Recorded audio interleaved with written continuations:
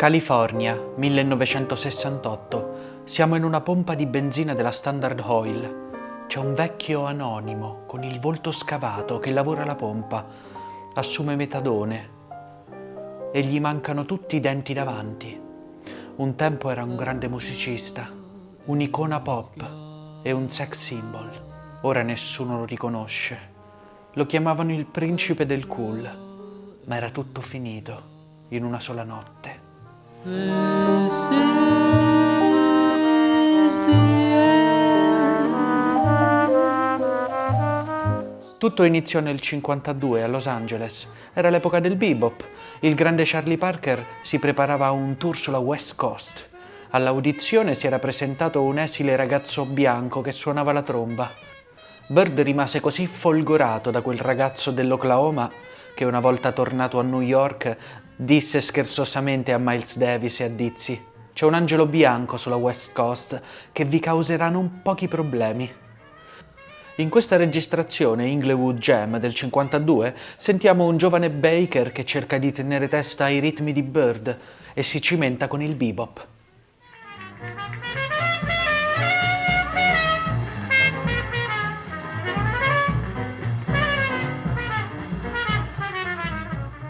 Ma il jazz cambiava velocemente in quegli anni. La frenesia aggressiva del bebop poteva andare bene per una città come New York, ma in California la musica doveva essere diversa. La West Coast era meno stressata, più solare e sofisticata. A Los Angeles, Chet conosce un sax baritono geniale, Gerry Mulligan. Mulligan, insieme a Miles Davis e Gil Evans, negli anni 50 aveva partecipato a delle sessioni di registrazione storiche, inventando un nuovo stile, perfetto per la California, il cool jazz. Pensate che quelle registrazioni sarebbero state pubblicate solo anni più tardi, nel 1957, con l'album Birth of Cool di Davis. Eppure Mulligan, che aveva partecipato al progetto come raffinato arrangiatore, già cominciava a diffonderne lo stile con il suo quartetto. Lo chiamavano Pianoless Quartet, non c'era il pianoforte. Questo lasciava a Chet e a Mulligan uno spazio enorme, creando un intreccio contrappuntistico che ricordava quasi Bach, ma trasportato nel fumo dei club di Los Angeles.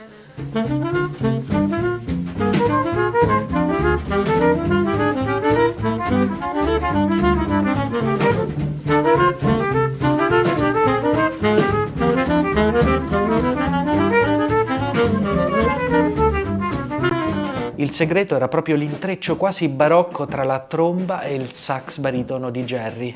Notate l'intreccio tra gli strumenti e l'estrema pulizia formale.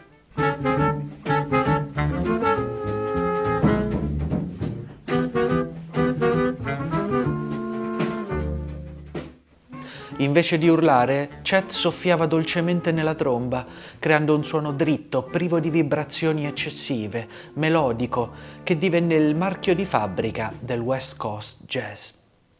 La stampa iniziò a definire Baker il principe del cool.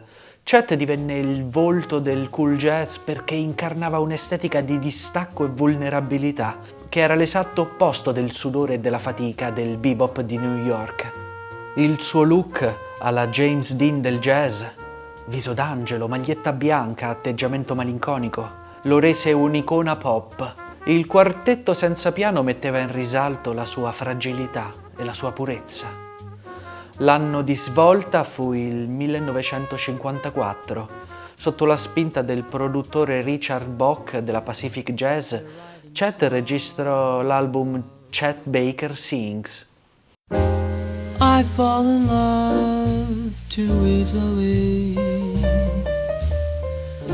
I fall in love too fast. I puristi del jazz gridarono allo scandalo, ma Baker da piccolo cantava nel coro della chiesa di Glendale. Aveva un orecchio prodigioso e la sua intonazione era perfetta. Sembrava che quella voce fosse la naturale estensione della sua tromba, stessa intonazione, stesso lirismo. My heart should be well schooled, 'cause I've been fooled. La sua voce era priva di vibrato, quasi androgina. morbida, malinconica e dolce. Chet iniziò a vendere tanto. Brani come I Fall in Love Too Easily lo trasformarono in un simbolo. Non era solo un musicista, era l'icona della giovinezza ribelle e malinconica di quegli anni. Venne ritratto dal celebre fotografo William Claxton, che ne rimase folgorato. Diceva che Chet Baker non avevi mai bisogno di metterlo in posa.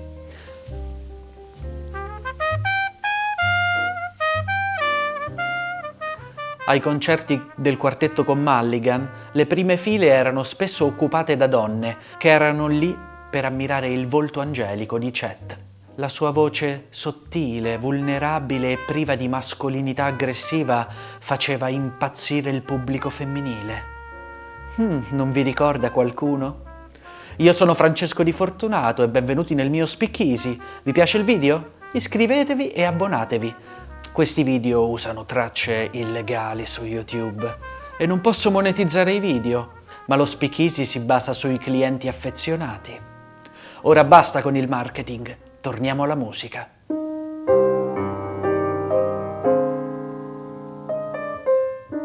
Hollywood cominciava a pensare di spremere Chet Baker. Nel 1955 lo fecero recitare nel film Hell's Horizon, ma proprio all'apice del successo iniziò la discesa. Chet aveva gravi problemi con l'eroina. In tour con Bird vari musicisti si facevano. Bird una volta disse a tutti a voce alta: «Non date niente a quel ragazzo, è un angelo, lasciatelo stare». Ma l'angelo era caduto.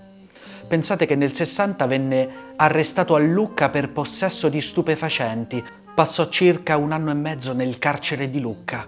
Gli venne permesso di suonare la tromba. I lucchesi si radunavano sotto le mura del carcere per sentirlo suonare dalla sua cella. La sua forma non aveva ancora perduto tutta la sua originale brillantezza, ma appariva già come un arcangelo in rovina.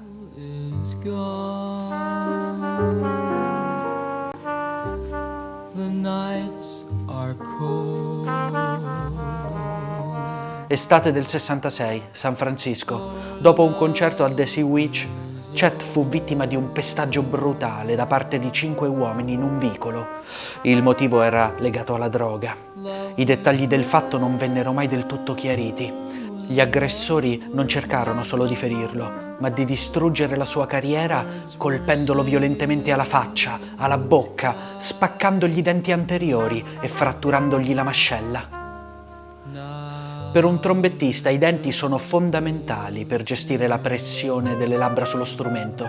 Senza di essi Chet si ritrovò impossibilitato a emettere un suono pulito e sprofondò in un periodo di oblio assoluto. Sparì quasi nel nulla per 7 anni.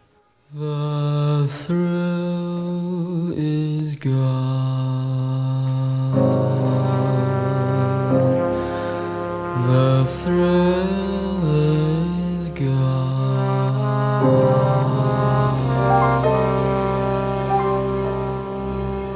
E a questo punto della storia torniamo alla stazione della Standard Oil.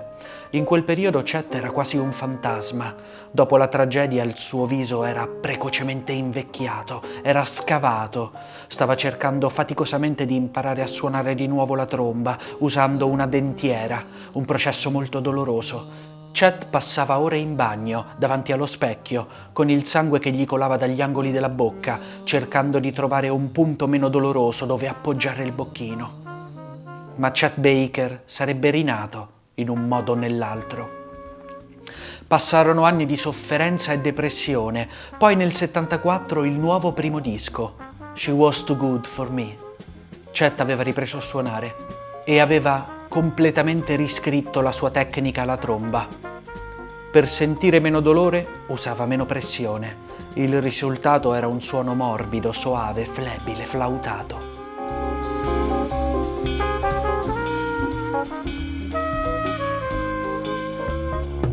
Le note acute richiedevano troppa pressione sui denti. Chet si specializzò nel registro medio-grave. Aveva una sonorità malinconica, crepuscolare. Un suono ancora più interessante dei suoi tempi d'oro.